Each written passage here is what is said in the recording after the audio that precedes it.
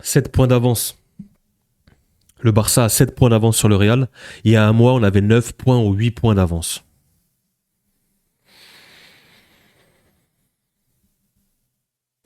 Restons calmes. Les amis, j'espère que vous allez bien. On va débriefer la victoire. La victoire du Barça. 2-0 face à Osasuna. Déjà, comment ça, le Barça, ça fait combien de matchs à domicile là? J'ai l'impression que depuis qu'ils ont récupéré le Camp Nou, c'est que des matchs à domicile. Qu'est-ce qu'il y a? Faut rentabiliser? Qu'est-ce qui se passe? Non, je crois qu'ils ont joué au Betis. Mais sinon, c'est que des matchs au Camp Nou, même en Champions League. Pendant que nous, on fait des road trips avec 6 matchs à l'extérieur, le Real est en crise. Et le Barça a 7 points d'avance. Non, je peux pas revivre une saison comme la saison passée, les gars. C'était ma première saison, je peux pas revivre une saison comme la saison passée. D'ailleurs, je sais qu'il y a beaucoup de supporters du Barça qui me suivent et je vous en remercie. Et je suis là pour débriefer et parler du Barça en toute objectivité. On va analyser le match et j'essaye maintenant de prendre du recul. Il y a toujours cette rivalité. Quand Rafinha a marqué, j'étais deg. Euh, Il y a cette rivalité toujours et le Barça est le grand rival du club que je supporte, le Real. Mais j'essaye de prendre du recul maintenant et d'essayer d'analyser les matchs. Que ce soit Barça, que ce soit Real, que ce soit Chelsea, que ce soit le PSG, que ce soit le Bayern. C'est peut-être l'âge, je sais pas, mais maintenant j'essaie de prendre du recul avec la création de contenu, les débriefs, etc. J'ai l'impression de voir le foot d'une autre manière. Je prends des notes, ça m'arrive, etc. Donc il y a toujours cette rivalité, mais je prends du recul et j'analyse le match du Barça. D'ailleurs, un match où on s'est fait chier, hein. C'était soporifique, hein. Pas de la faute du Barça. Le Barça, comme à son habitude, domination territoriale dans le camp adverse, de la productivité, ça pousse, du mouvement. Il y a eu ce premier but annulé sur un corner joué à deux. Apparemment, il y avait hors-jeu. Moi, je ne l'avais pas vu venir celle-là. Et Ferran Torres qui se voit annuler son but, le Shark, toujours là, il est toujours bien placé, lui, hein. Et lui, c'est le roi du placement. C'est encore lui sur un ballon contré qui essaie de mettre un retourné ou un ciseau. T'as l'impression que le ballon est aimanté à Ferran Torres, il sent les coups en fait. Il sent l'odeur du sang dans la surface, le Shark. Il est toujours bien placé. Les ballons contrés, les reprises, il traîne. Mais c'est parce qu'il est toujours en mouvement, il est en activité. C'est un bon joueur. Franchement, c'est un bon joueur. C'est un bon attaquant de Liga. C'est pas le crack, c'est pas le neuf ultime. Mais c'est un mec qui est devant, qui a de l'activité, qui bouge, qui fait son rôle de neuf d'attaquant. Il n'a pas été récompensé ce soir. Mais voilà, franchement, bon match de Ferran Tokar Torres. Pas oublier que ça reste un tocard. Dédicace à Stan. Mais ouais, le Barça qui remporte ce match assez logiquement. Ils ont pété le verrou un peu tard dans le match. C'était compliqué. Un manque de réalisme devant. Pourtant, ils ont essayé. Il y avait de la production. Il y avait... ouais, c'est passé par Yamal. C'est passé par Rafinha. Et le problème, c'est qu'en fait, Rafinha, face à des blocs bas comme ça, c'est pas facile pour lui aussi. Rafinha sort un doublé ce soir, mais on n'est pas sur un gros match de Rafinha. Alors, c'est le mec qui va te faire les efforts, le pressing, le travail de sape, la bonne attitude. Vraiment, Rafinha, c'est la bonne attitude, c'est le joueur exemplaire dans le comportement. Ce soir, il est récompensé en deuxième période, de par sa volonté et son acharnement. Mais c'est vrai qu'en première, quand je le vois dans cette position de 10, en soutien de l'attaquant, j'ai l'impression que ses capacités sont restreintes. En fait, Rafinha, c'est un joueur de percussion qui a peu besoin d'espace. Et je trouve que dans l'axe, face à un bloc bas, bah tout de suite, ça s'est annulé. Lamine Yamal, tu dois le laisser sur le côté parce que pour moi, à droite, Yamal, ça reste joueur créatif. Combien de passes encore? Il a abusé ce soir d'extérieur du pied, hein. Je sais pas si vous avez vu, pour un moment, il faisait que ça en fait. Il n'avait plus d'intérieur du pied, c'était que des extérieurs. Mais par moment, il a trouvé des belles passes encore avec Koundé qui dédouble. Ils ont un petit duo tous les deux, même si ça marche pas comme la saison passée, mais il y a toujours cette entente entre les deux. Et Yamal toujours dangereux sur son côté, hein. Et maintenant, on l'a vu, Il y a des prises à 2, des prises à 3 sur Yamal, et c'est compliqué pour lui d'essayer de s'exprimer par le dribble, par la différence. Il y arrive toujours, attention, là. Ce soir encore, il a réussi, mais voilà, les défenseurs se mettent à 2, 3 sur lui parce qu'ils savent. Ils savent que c'est un gros danger. Et bah, des équipes comme Osasuna ou d'autres, moi je le vois avec le Real, hein, les blocs bas, c'est un enfer dans le football. C'est un enfer pour essayer de péter les blocs bas. C'est pas facile. Et même pour une équipe comme le Barça, qui moi jugeais cette équipe capable assez facilement, de par son jeu, de par ses combinaisons, ses circuits de passe, ses mouvements devant, ses petits appels courts, ils arrivaient par moments à péter le verrou. C'est vrai que ce soir, ils ont eu du mal. Ils ont eu du mal. Et bizarrement, c'est arrivé en deuxième période quand il y a eu un peu plus d'espace. Et Flick, c'est pas la première fois. Je crois que c'était contre Francfort. Ça a été compliqué aussi. Ils ont un peu de mal, mais c'est vrai que Flick, je l'ai vu s'agiter un moment sur le côté. En première mi-temps, quand ça ronronnait un petit peu, on s'endormait.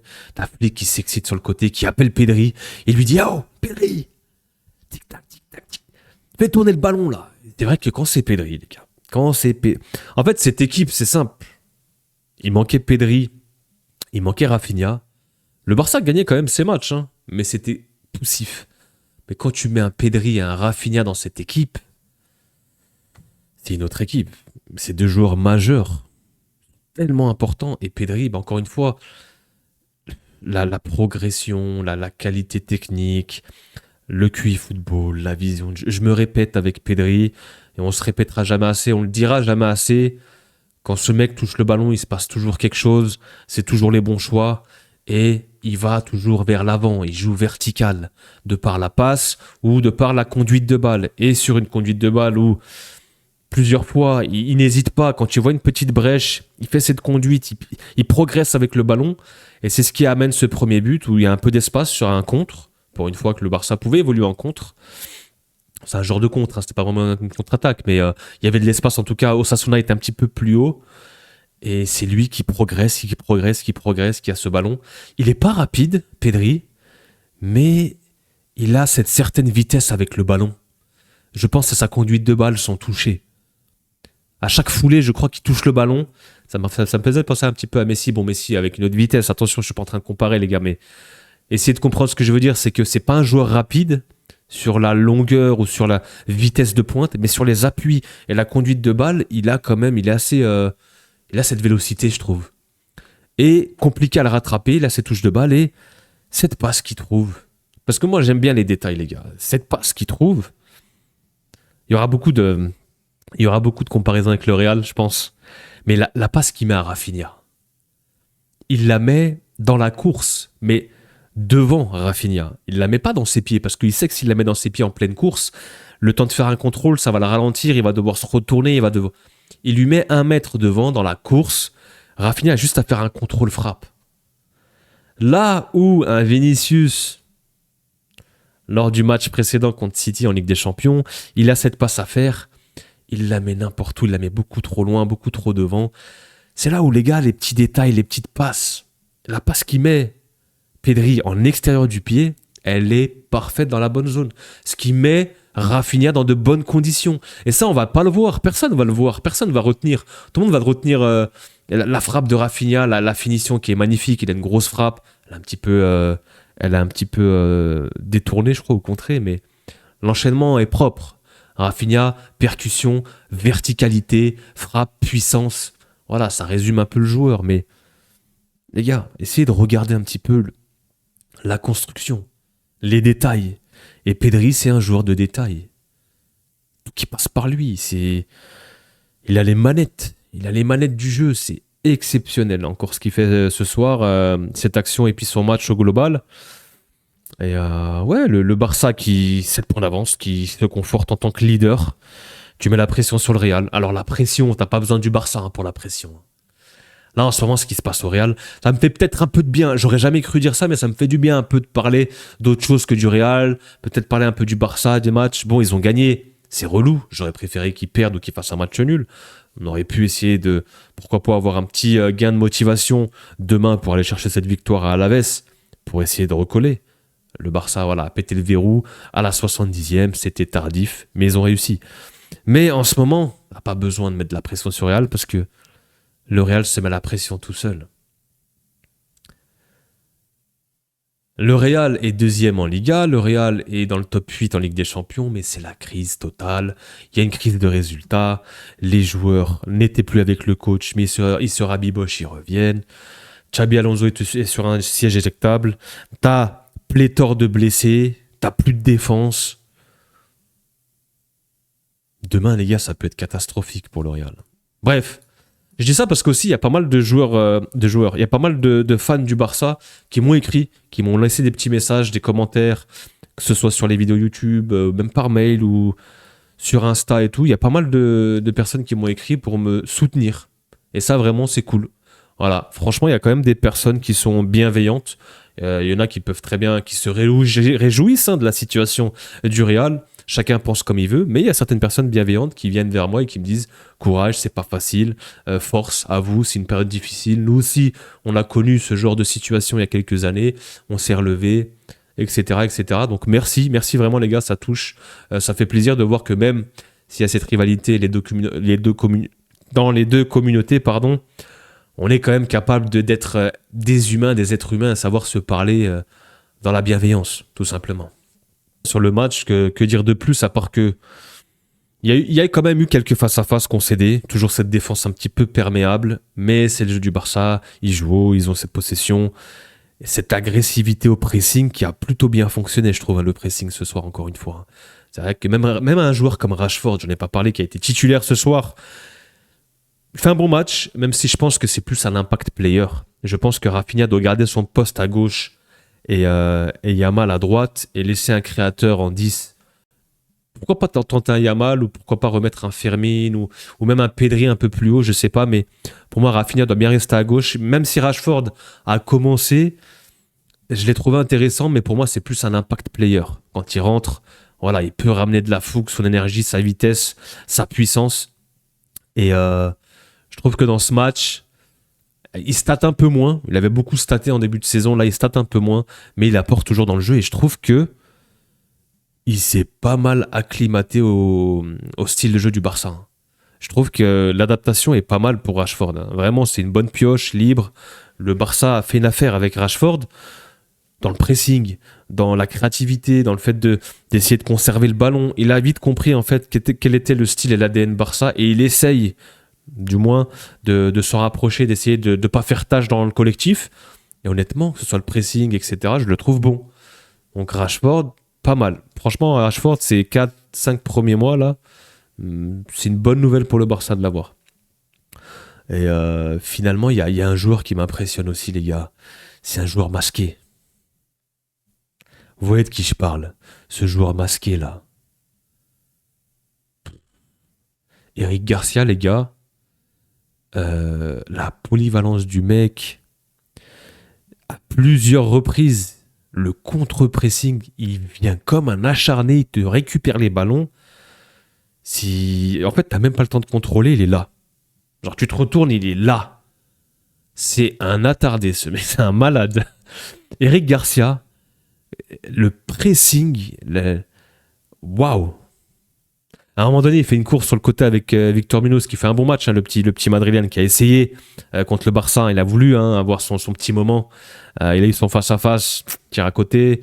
Il y a un autre face-à-face de Boudimir qui est d'une lenteur lui aussi. À un moment donné, il rate son face-à-face. Super parade de Garcia, qui fait son match aussi. Juan Garcia, il rassure derrière, il fait du bien. C'est pas Chesney.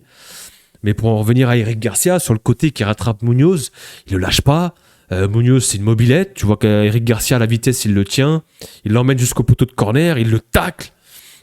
Il vient contrer ce ballon. Il récupère, il gagne ce ballon. Et qu'est-ce qu'on entend derrière? Eric.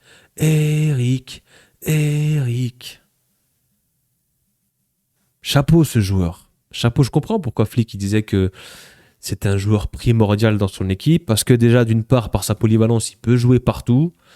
C'est un joueur qui a une bonne attitude, le bon comportement, la bonne mentalité, pas un pet de travers. Si je dois jouer à droite, je vais jouer à droite. Si je dois repasser central, je passe central.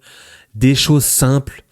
Il n'y a pas de fluoriture dans son jeu, c'est contrôle-passe, il accélère le jeu, contrôle-passe, on voit une touche, il a un certain jeu vertical, il a cette qualité technique aussi, il est intelligent, il récupère énormément de ballons. Non, franchement, les gars, Eric Garcia, sous-coté, très très sous-coté pour moi ce joueur. Je sais que les supporters et les fans du Barça l'estiment, mais je pense qu'il y a pas mal de joueurs qui le jugent pas à sa juste valeur et il est sous-coté pour moi. Super joueur, vraiment joueur indispensable du Barça lui aussi. On parlait de Rafinha, de Pedri, mais lui aussi, tu le perds, ça peut être chaud. Le Barça qui conforte sa place de leader, un match pas facile, mais ils arrivent quand même à prendre les 3 points. Quoi, c'est comment? Ils vont encore jouer à domicile là le prochain match ou c'est comment là? Ça fait 7, 8, 9 matchs au Camp Nou. On a compris que vous l'avez rouvert, c'est bon. Faut rentabiliser, faut renta. Eh, occupez-vous d'ouvrir des places déjà là avant de continuer à jouer chez vous. Il n'y a que des matchs à domicile, j'ai l'impression, au niveau du Barça. Bon, on se voit demain. On se voit demain pour l'histoire, qu'elle soit bonne ou mauvaise. Prenez soin de vous les gars. Peace.